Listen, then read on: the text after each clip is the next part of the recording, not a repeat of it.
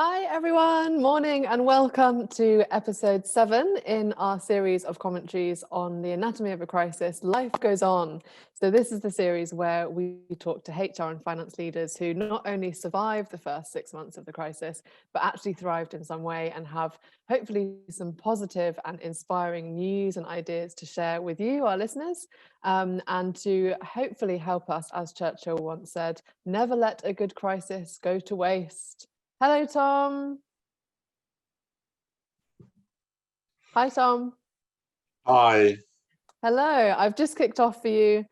So I've welcomed everyone into the series, and I said that what we're doing is, as Churchill once said, never let a good crisis go to waste. So I will hand over to you. No, don't. You continue. You continue. It'd be great to see you do it. Okay, fine. So I'm Becky Statham. This is Tom Holmes, one of our founding directors. Normally it's one of us on the anatomy of a crisis, but I thought I might have to step in because Tom was on a client call. So in true Agile style, we're just winging it, and now we've got 3 of us on the call, which is great fun. We're going to be talking today to Nebel Crowhurst, who is the People and Culture Director at Roche, which is a big global healthcare company. Morning, Nebel, and thanks for joining us. Morning both, it's great to be here, thank you. You've got 2 of us. What more could you ask for? So before we get into the webinar on our main topic for today, I'll just explain a little bit about Varan and why we host these webinars. So Varan, for anyone who doesn't know us, we are a consultancy and we help companies to improve and transform the way that HR and finance support their business. And for many HR teams, the pandemic has exposed a whole load of risks and challenges and problems with technology, with process, with data that we can no longer afford to ignore, and that actually we've been solving quite quickly. Alongside our consulting work to improve HR processes and stuff, we like to bring new ideas and thought leadership to you, our HR community, and also to share advice and stories that will help HR teams to shape how they can have more impact on their business, and really what HR might need to do, in the next kind of 12 months as we move into this kind of recovery phase after the crisis. So we've talked about things like diversity and inclusion, implementing cloud systems while completely remote. And today we're talking all about Agile and how actually the pandemic has made Agile the way of working. Tom, are you going to jump in? No, I'm very happy with that, but I do think that it is very interesting because Agile's a methodology which was developed for running large programs and delivering significant changes in our business. The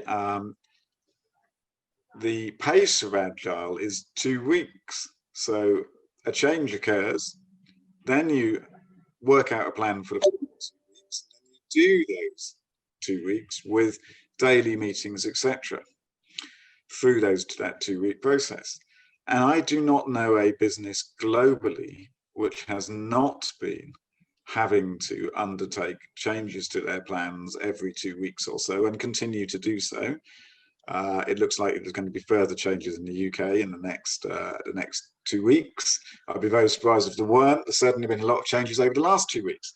And so I wonder how much we've actually been deploying an Agile methodology to the way we've been running our businesses over the last 6 months, and how close it is actually to that methodology, although enforced by circumstances. Have we not been as large companies and small companies, have we not actually catapulted ourselves into a world in which we are capable of doing something which previously we did not believe was possible, which was to work in an Agile methodology across our businesses? And I'd love to get Nebel's and yours view on that, Becky. Yeah, definitely. So, we actually saw Nebel speak, Tom and I, at an event years ago when Nebel was at River Island. And we kind of said at the time, well, it's okay for a really big innovative brand, it's all right for the big global companies and, really future thinking tech firms to kind of be agile, but it's a luxury that only the leading companies have. And so, you know, I think what we've seen now is that actually this is the way of working for everyone. And so what we really want to talk about today is, you know, how do we use the momentum that we've got to not go back? You know, why would we ever go back to a more traditional way of working? And, you know, what are the good examples in HR of agile working? Where would agile not work in HR? And get Nebel's view on that, because you've been talking about this for a long time. So why don't you tell us a little bit about Roche, where you are at the moment, your role, and I guess, you know, how the business was impacted as well over the last kind of 6 to 9 months. Thanks, Becky. Happy to. So for us as an organisation, Roche is, as like Becky said in the introduction, a global healthcare company. So we have anywhere in the region of around 130,000 employees across the globe. And you know, we are an organisation that is focused on helping people in their lives in terms of their health, and by working with healthcare providers and producing health products and medical devices. So more specifically in the UK, of course, that means that we partner very closely with the NHS. And so that has brought with it some huge challenges in the last 6 months because of the nature of what we've been experiencing with COVID and the impact that it's had on the NHS, and in turn then how we've had to adapt as an organisation to firstly try and stay functioning as a business, because I'm sure, you know, every business is having different challenges depending on what industry we're in and how we're being impacted because of the nature of the pandemic. But equally, not only keeping our business running, but then trying to do our best to adapt the way in which we work to continue to provide as best a service as we can our patients and our customers within the NHS. So that has brought multiple challenges. And like Tom said, you know, often in the agile world, we talk about implementing change perhaps in 2-week cycles. Well, you know, in the world that we're in today, you know what, change is happening daily, so much faster than anything we've ever experienced in the past. And whilst that can be really challenging, it's also quite exciting because it's really pushed our thinking in a very different way and at pace.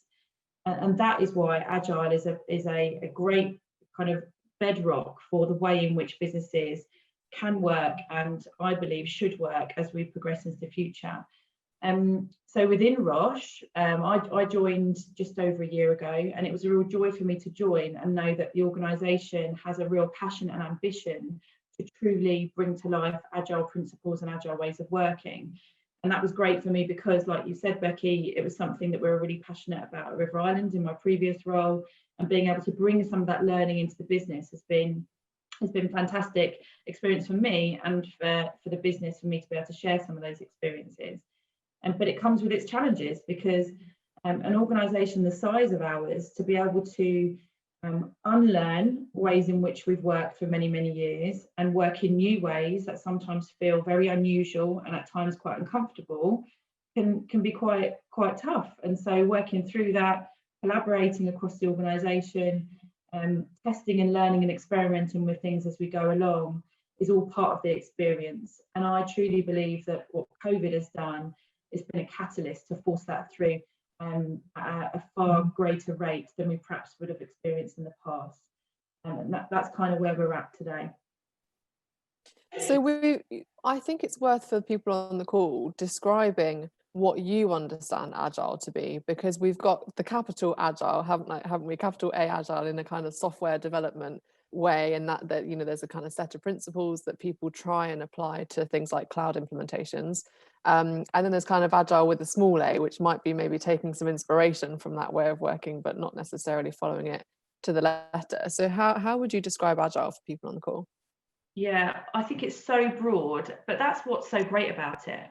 I think you can take principles and you can take elements and put it into the context of any given organisation. So I think the furthest end of the spectrum where someone might be talking about agility within a business may well be that they're referring to perhaps flexible working. So that's one end of the scale, and I kind of see Agile being so much more than that. The other end of the scale is, as you've said, you know, the early days of Agile and the sort of purest sense of it is that it's a very disciplined way of practicing getting work done, and within those disciplines are a variety of actions that you can take in order to push work through more quickly. And some of those things are working within set time boxes, and they're known as sprints. And within those sprints, you would have perhaps a dedicated Scrum team that would work together, and you would look at the principles of daily stand-up. So there's some very key principles that support Agile working. But in between all that is so many different ways in which you can apply the elements of Agile to what you need at any point within a business. You may be a tech team or a tech business that wants to live and breathe Agile in its absolute purest sense, and that's great. Or you might be a HR team, a finance team that wants to take some of those principles and utilise them to enable teams to work more effectively, to be more empowered, to have more autonomy, to self-organise, and to have less hierarchy.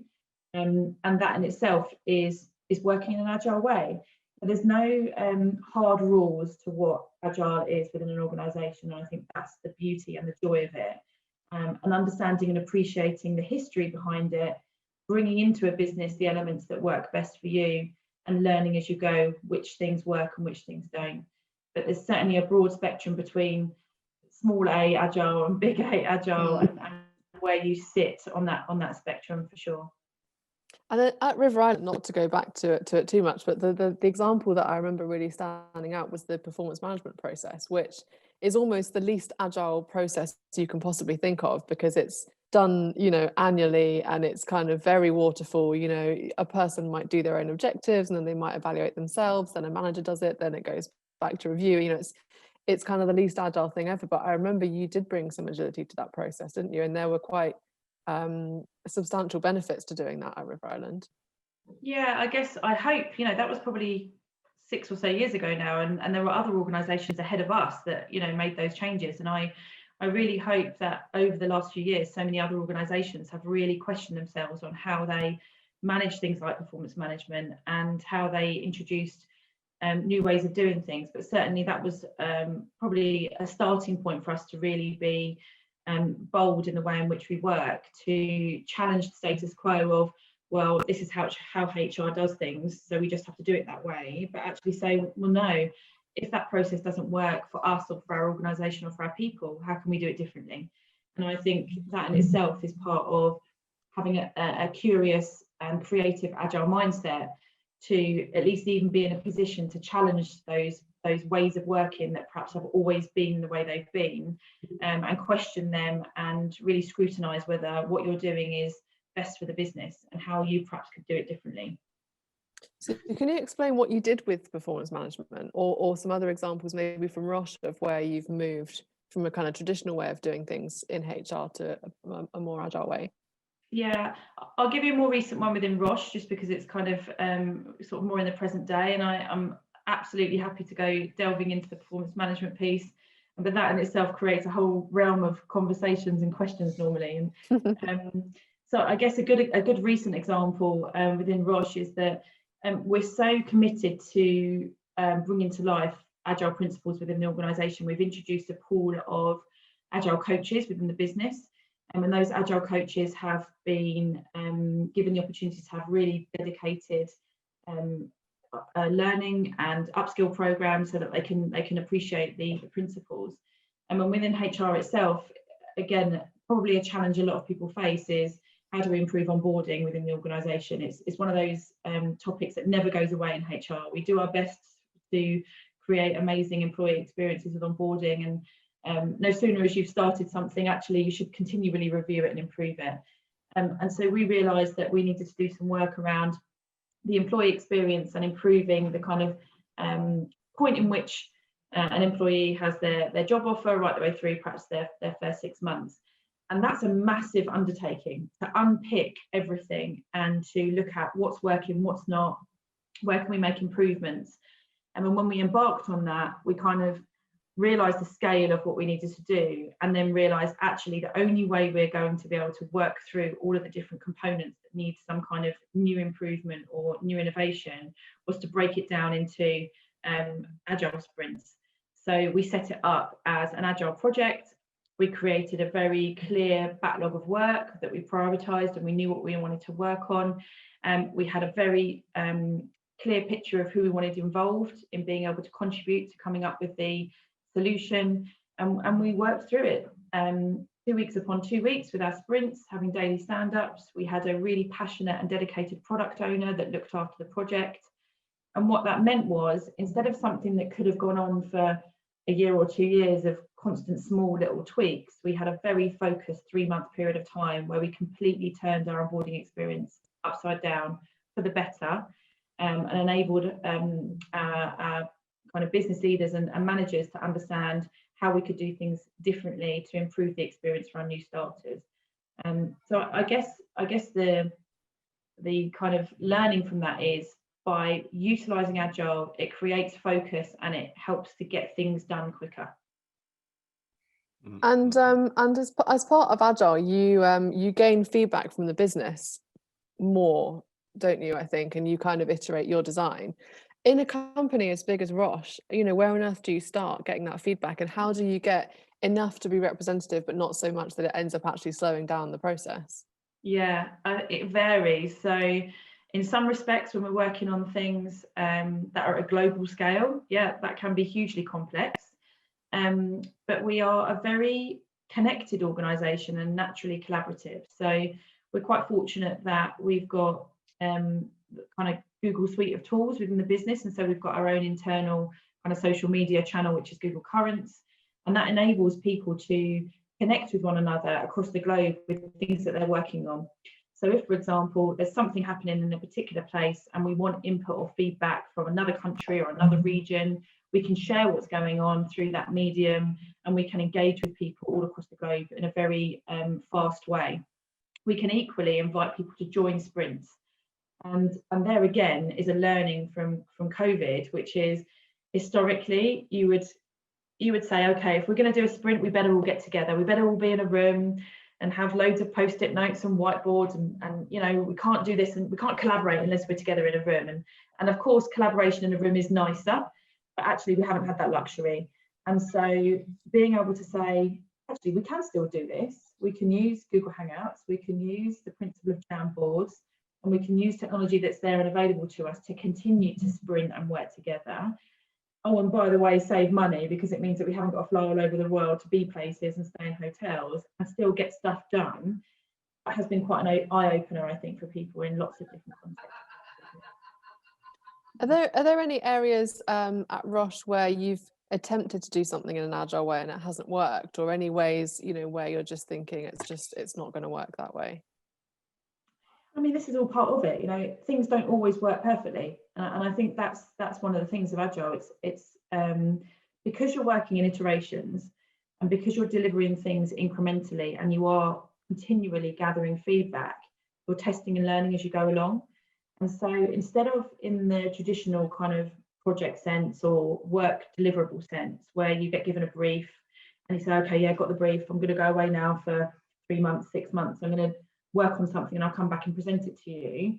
And by that point, perhaps the brief might have changed or evolved, and now what you're delivering doesn't really marry up with what the sort of customer wants, whether that's internal or external.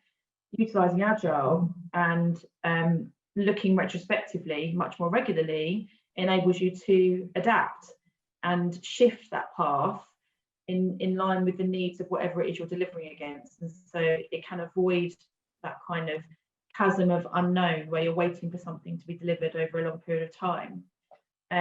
That said, the flip side is it can create ambiguity, because you're working in an environment where actually you don't always know what the end goal is. Whilst you can have an ambition and a vision of something that you're trying to achieve, sometimes the path in which you take to get there can be quite unknown. And so you need to also have a mindset that is more comfortable with that. So that can be the challenger, I suppose. And for some people that works really well, and for some people that's kind of uncomfortable. And that's where mindset is important. I think, Nebel, it's really interesting how the COVID crisis and all the HRDs, etc., I've been talking to throughout that, have been talking about the possibility of a greater tolerance of things not being perfect first time. So when we all moved to home working, when we did this, that, and then another change, etc., in the past, when we were trying to move more team members to remote locations, we had a zero tolerance approach. Everything had to be right. We had to check that their machines are going to work perfectly. We had to check their desks, all that kind of stuff. And therefore we were kind of like paralyzed. Because we were forced to do it, then actually it was imperfect, and everyone's approach was imperfect.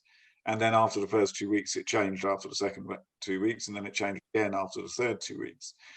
We would have believed pre this massive change in the way we're working, we would have believed that this would be impossible and not tolerated by the business. And yet they have. And I am really, and this is an agile principle, which is that the point of the lower sprints are you try something, and if it does not work, you then amend it the next time. An approach which is completely against the grain for nearly all HR practitioners. We all want to perfect things and then launch them in a kind of top-down method. And I just wonder whether that there's this opportunity of using that greater tolerance to our advantage and our team members and colleagues' advantage by running out ideas to them which are half-formed, which aren't perfect, and actually making that a strength, not a weakness. And I think that could be a real lasting benefit. I don't know what you think about that.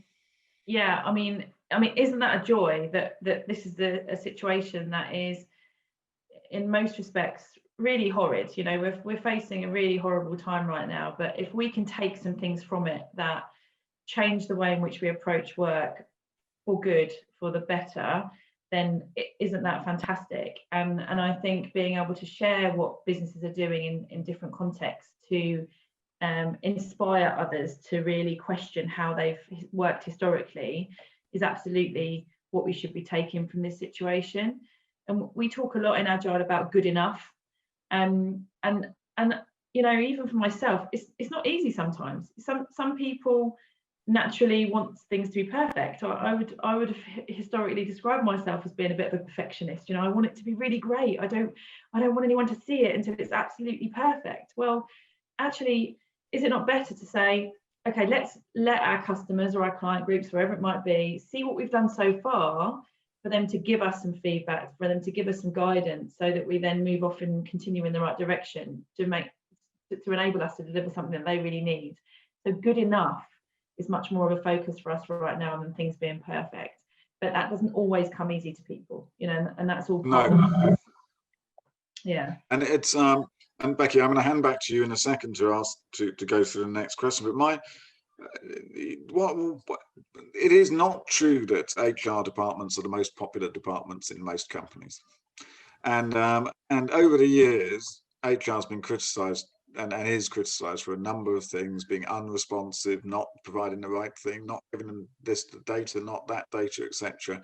And then actually what I think often the reaction has been within the back office teams and the HR team has been to kind of become more defensive rather than more open.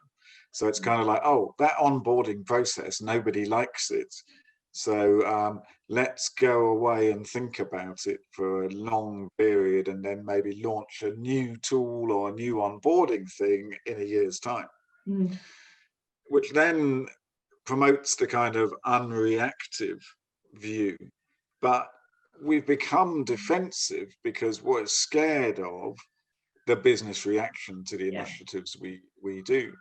And if we can re-find our confidence, because I think HR over the last 6 months have done uniquely well in nearly every business globally.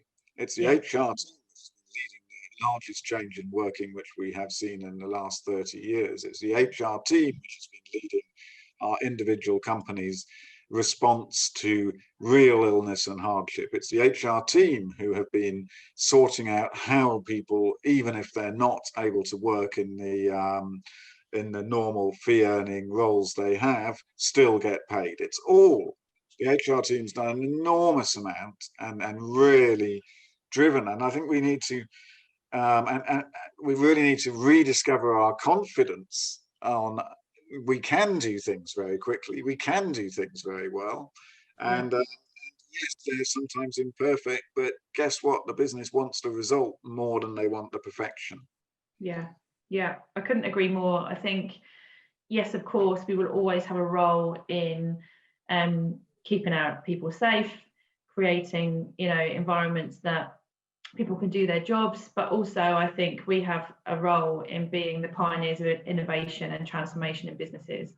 And I think that's where HR can truly make a difference. And if you tap into innovation and transformation in HR and you link that in with agile ways of working, I think that's where HR can really be seen to be very, very different to what perhaps we've been seen as historically in the past, for sure. Absolutely.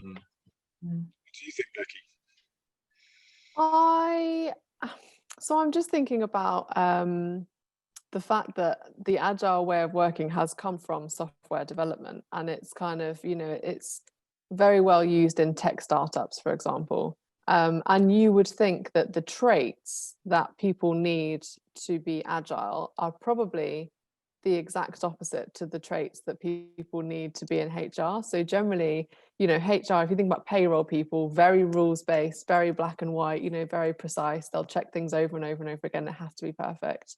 And then in HR, you get lots of people that, want to base their things on intuition and emotional intelligence. And I'm just kind of thinking, how is it, how easy is it going to be, or what kind of practical advice or tips can we give to HR people to think more in that way? Because it might be quite counterintuitive to them.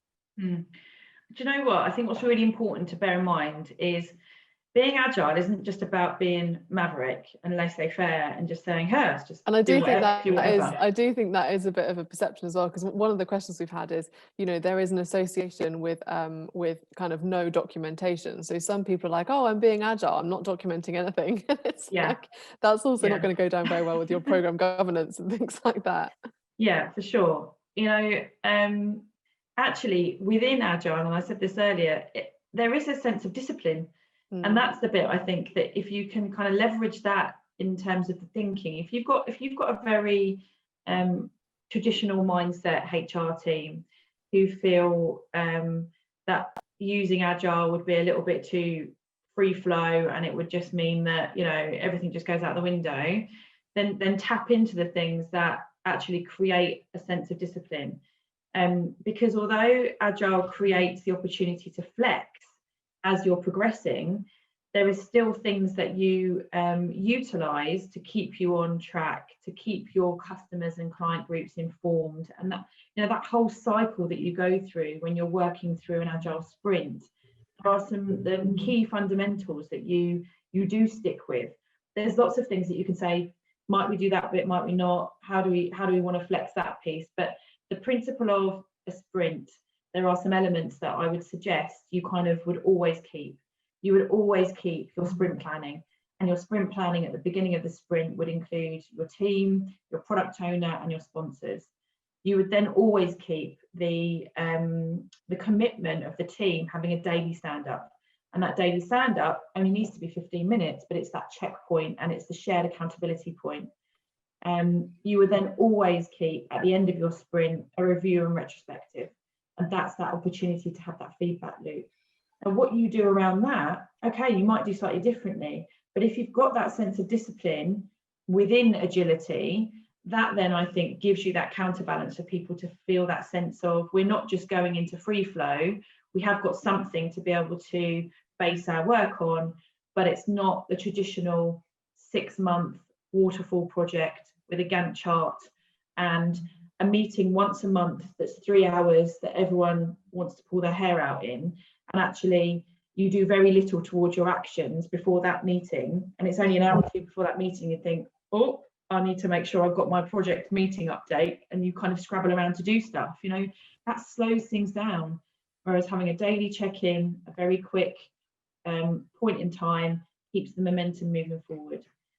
So I think it's important for people to realise that it's not just about being, just we're not going to follow any rules. We're just being agile. That that's not what it's all about.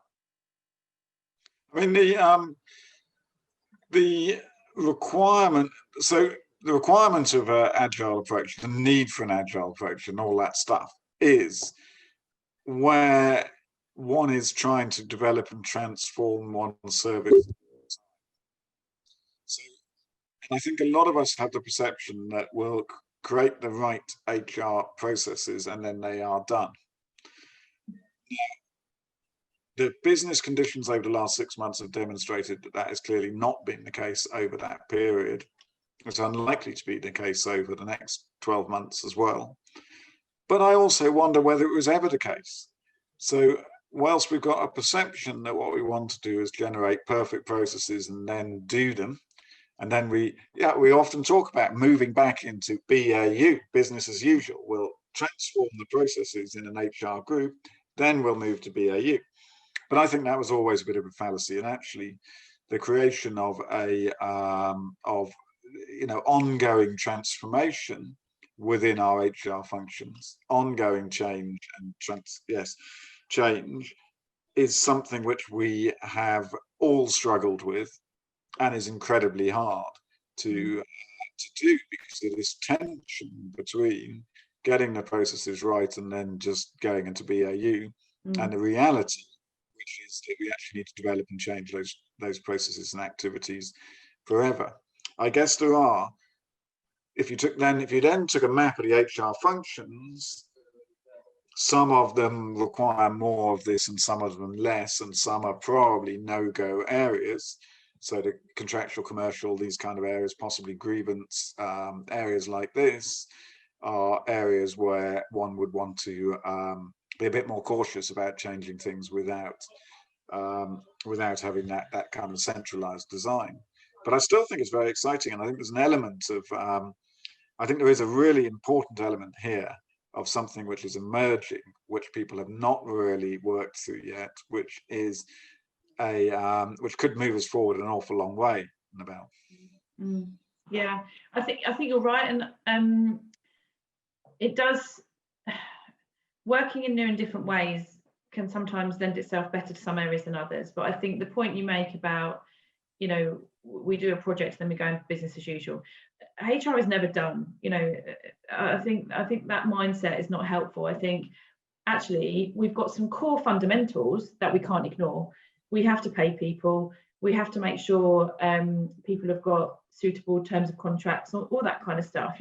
Those are things we can't ignore. And to some extent, there are things that mean that we have to do them in a certain way, and that's fine. And that's the same in every business, in every department. There will be certain things that might be compliance based or regulatory based, and absolutely there are things that we need to do to stay legal and compliant.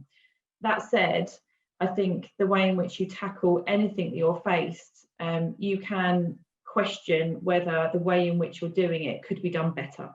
I think that's part of the mindset. When you're faced with a new request on something, when something happens and it's the first time it's happened before, or even something happens in the same way regularly, how often do you stop and reflect and say, are we doing this in the most efficient way that we could be? Is there a better way? Can we simplify things? I think that's the other thing with having that kind of agile mindset. It's about finding simplification. And I think if you take it in the context of us within HR, sometimes we make things more difficult for our people in businesses. Sometimes we overcomplicate things with lengthy policies that people actually don't really understand, but they want a simple version. And so what can we do to make our employees' lives easier, to enable them to get on and do their job, rather than having to, sift through copious policies to try and find a quick answer to something. So I think if we continually challenge ourselves on the way we're doing things, and if we're looking for a new way of doing something, we are comfortable enough to perhaps explore how could Agile help that, then that moves us into a different mindset for the future. But of course, there are certain things we absolutely have to do, and we can't just say, okay, we're not going to bother anymore.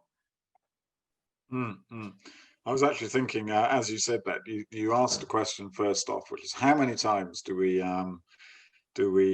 think about the processes and what's wrong with them, etc. And you know what my answer was? Every day. Every HR person I speak to goes, God, this is a pain. This is the wrong way to do it.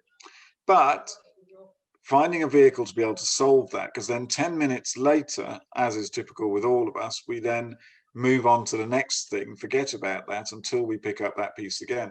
Yeah. And one of the things which I think is also exciting about Agile is that it gives a mechanism to deal with things quickly, so that it isn't a nightmare to push this stuff off to somebody else, and therefore we forget about it. Anyway, sorry, that's kind of, I thought that was very good. Sorry, Becky, back to you. No, it's okay. There's a question that's coming from the audience, which is around technology. So, Nebel, you mentioned that at Roche you're using the Google Suite, so that's you really like Google Hangout and all of that. Are there any other tools or apps or anything that would help underpin Agile ways of working? Anything that you found useful before?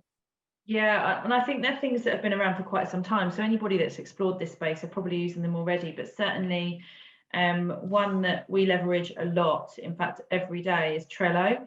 And the reason Trello is a great tool is that it emulates the principle of what's known within Agile as a Kanban board. And a Kanban is a way of looking at your work list, so your backlog of work, and that is your to-do list. And as you progress through your sprint, you would deliver against the things on your backlog, and once they're completed, you would move them to the done list. But you've also got an opportunity to be able to say whether anything's kind of blocked. So something's come along outside of your control, and you can say, well, actually, I wanted to deliver against that, but because of something else outside of my circle of influence, it's blocked, for whatever reason. And so Trello is like a digital version of what you would normally have, which is a whiteboard with lots of sticky notes and people moving things around, which is great when you've got that chance to be all in one place. So that's certainly one tool. The other, for us within Roche, and again, for anyone that's on the Google Suite, and I'm sure there's probably similar versions, but I mentioned before Jamboard. So Jamboard is basically like a whiteboard with Post-it notes, but it's awesome because you can collaborate live. So everybody, that might be part of a sprint or part of a collaboration session has live access to the Jamboard, and you literally can just throw your ideas onto a Post-it note and it goes onto the board straight away. You can move things around and group them. So that really helps with planning sessions and also with retrospective sessions. And I think the other thing that's a useful tool is finding mechanisms to help stay connected in between stand-ups and throughout sprints. So a lot of organizations probably use Slack. Like I mentioned before, we use Google Currents, but that is your instant message type interaction that just enables you to not be too stuck into email all the time. I think finding those instant message ways of being able to do things just helps flow the conversation a bit more quickly without having to be a formal email or another meeting unnecessarily. So within Google Chat, we can do it individually or we can do group chats as well, and we can share information and documents. Principally, it's like Slack. So I certainly think they're tools that are quite helpful to get you started for sure, and to help with the workflow. Perfect. Well, Tom, unless you've got anything else to add, I'm going to wrap up. I'm going to keep it on time. Is there anything you want to add before I close? No, that was great. So that brings us to the end of our webinar. Thank you everyone for joining us, and thanks so much, Nebel, for sharing your ideas and your case studies and examples. Hopefully everyone is thinking that the pandemic is really a good vehicle to stay agile, because you're probably doing it already in some areas. So it's really about keeping that momentum as we move into the kind of recovery phase and this long winter that we've all got ahead of us. So let's try and stay agile throughout that. In 2 weeks' time, on the next Anatomy of a Crisis, Tom's going to be talking to Richard Smith, who was the Transformation Director at Network Rail, and then more recently the Programme Director at First Group. So you can imagine that the rail industry has been impacted particularly hard by the pandemic. And so we'll be talking about things like safety culture and the impact on engagement. So thank you everyone for coming. Really nice to see some familiar faces. Thank you, Nebel. Thank you, Tom, for joining just on time. And we'll see you all again soon. Thanks. Thank you. Thanks a lot.